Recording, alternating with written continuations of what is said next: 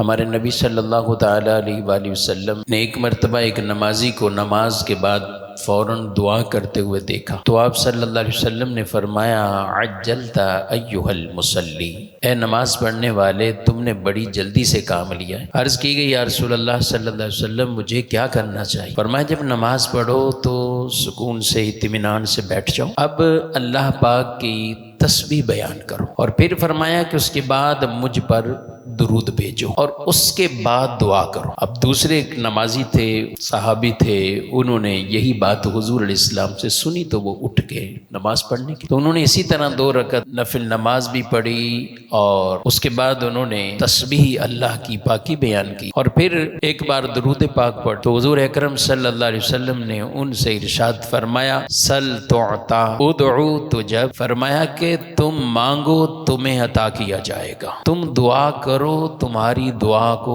قبول کر لیا جائے گا۔ تو پتہ چلا کہ جب نماز کے بعد بھی دعا مانگیں یا جب بھی دعا مانگیں تو دعا کے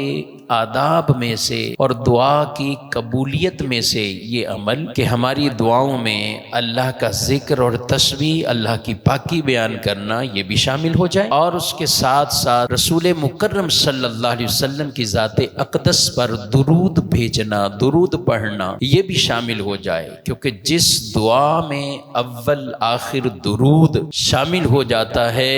وہ دعا اللہ کی بارگاہ میں مقام قبولیت میں پہنچ جاتی۔ تو یہ درود پاک وظیفہ ایسا ہے، اللہ کی پاکی بھی اور درود یہ اپنی دعا کے ساتھ لازمی بنا لے، اور انشاءاللہ اس کی برکتیں ہمیں نصیب ہوگی۔